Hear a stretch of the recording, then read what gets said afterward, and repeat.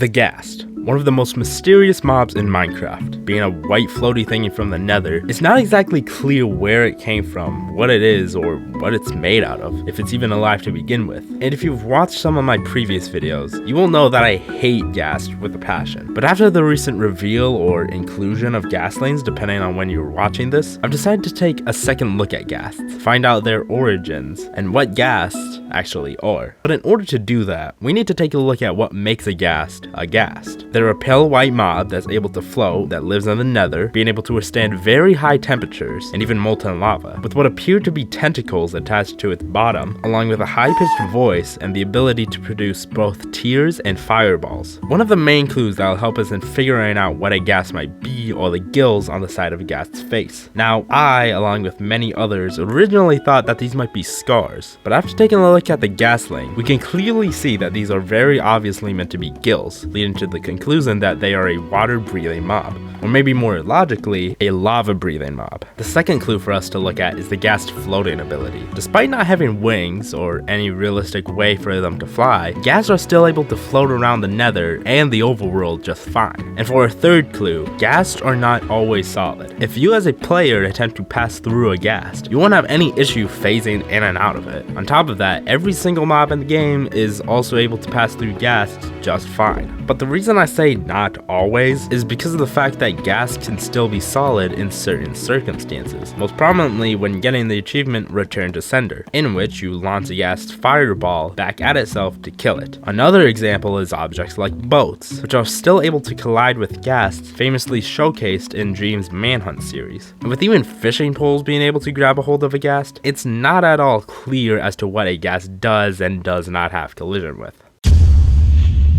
For the first theory on our list, we have the logical conclusion that I'm sure most people have come to. Ghasts are ghosts. The reasons for this being that Ghasts are almost entirely white, exactly how ghosts are commonly depicted in fictional media. Them also not being entirely solid is similar to how most ghosts act in fiction, with many ghost stories having to do with the ghost interacting with certain real-world objects while still being able to phase through others. And ghosts are commonly known to haunt specific locations, and seeing as the Ghasts only spawn in the Nether, we can assume that that is the dimension that the Ghasts haunt. And I can't continue without mentioning the elephant in the room, the Ghast's name. The origin of the word Ghast derives from the adjective ghastly, which itself birthed the word ghost, and when defined, is described as resembling a ghost. But there are a few holes in this theory that can't go unmentioned, such as the Ghast ability to shoot fireballs, for example. I'm not sure about you, but I don't think I've ever heard of any ghost story or ghost character that has been able to shoot fireballs out of its mouth. But then again, ghosts can vary widely from one to another, and without a set definition of what a ghost is, I'll give it the benefit of the doubt and let this one slide for now. Okay, but how do we explain the Ghastling? Why is it that a Ghastling is able to not only consume real-world objects, but also grow up from being a baby Ghast to an adult Ghast? The whole point of a ghost is the fact that it's a dead being spirit brought to life. So the fact that Ghasts are never officially stated to be undead is more than enough to warrant some skepticism towards the Ghast being an actual ghost.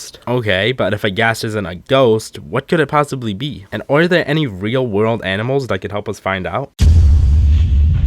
Now, this might sound crazy, but I think the closest thing we have on Earth that is similar to Ghasts are jellyfish. Let's take another look at the characteristics of a Ghast just to compare. Jellyfish have tentacles on them that attach to the main body, exactly how Ghasts also have tentacles that attach to the body. Another characteristic of jellyfish is their soft jelly-like body, and if we believe that Ghasts are not in fact ghosts, we can assume that the reason that the player can so easily phase through them is due to them having a soft body. And you might be thinking, how can Ghasts survive in the Nether if they're jellyfish? My answer to that lies in an article on Minecraft.net by an actual Mojang employee about the Ghast, which they say, having spent so long in the Nether, Ghasts have become immune to heat damage. And knowing that Ghasts are able to adapt to the environment around them, it would also explain the Ghastlings and how they differ from Ghasts by being creatures of the overworld. They've simply adapted to their environment, allowing them to thrive in a dimension that is far different from where Ghasts typically live. But there's actually something that I haven't mentioned yet that could help bring this theory together. The advancement Uneasy Alliance, which the description of is rescue a Ghast from the Nether, bring it safely home to the overworld, and then kill it. But that word,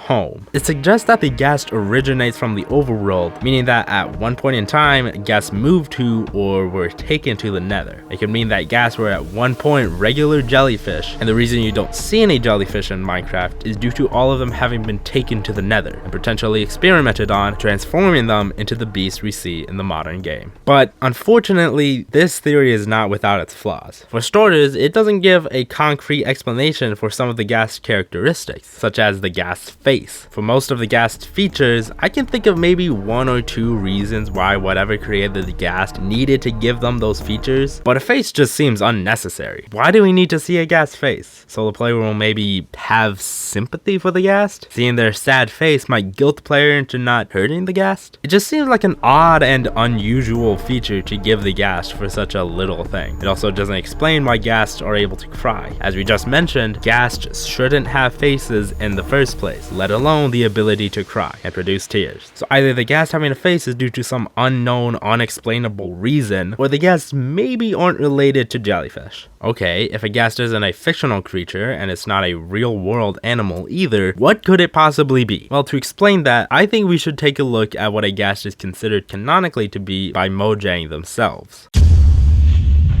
If we take a look at the Minecraft 𝙒𝙍𝙊𝙉, a rather obscure book officially licensed by Mojang illustrating every mob in Minecraft, and skip to page 60, we see this, an illustration that explains the anatomy of a Ghast, accompanied with a page describing how a Ghast functions. From this, we can learn that Ghasts appear to actually be machines. From the looks of it, we can see what seems to be some kind of mechanism for loading its fireballs, and some text to the side even says that a Ghast's stomach is mostly filled with the fireballs, as if it's some kind of storage. But then what's with this brain, and how does it have a stomach if it's a machine? I think this Reddit post best explains what it might be. A Ghast is the soul of a dead mob trapped inside an artificial body. Even if it's not a machine body, it still appears to be some kind of man-made body that is very meticulously designed. But by who? Well, if we take a look at the Minecraft movie trailer, one of the only shots we see of the Ghast from the trailer is of a group of Ghasts being used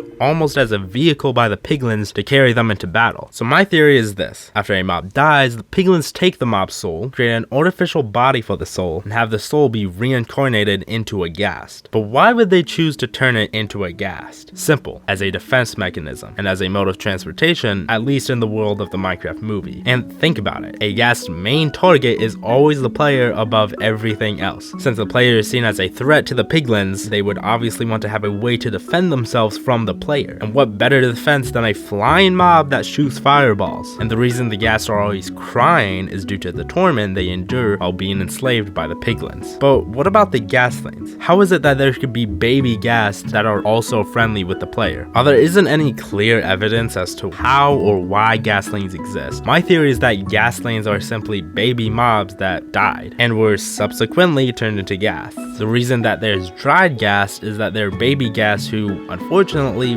were not able to survive in the Nether. And the reason that the Ghastlings are friendly with the player is due to imprinting. Yeah, you know that thing where baby chicks immediately get attached to the very first thing they see after they're born? The same applies to the Ghastlings. Since Ghastlings are so young and aren't yet hostile mobs, they can still become friendly with the player and see the player almost as a parental figure. But of course, this theory isn't perfect either. Doesn't explain why Ghasts have gills, or how you're able to craft a dried Ghast, for example. So I want to leave it up to you. Are Ghasts ghosts or reincarnations? Or do you think Ghasts are something else entirely? I'd love to hear your feedback in the comments below, and I try to reply to as many of you all as I can. I'll see you in the next one.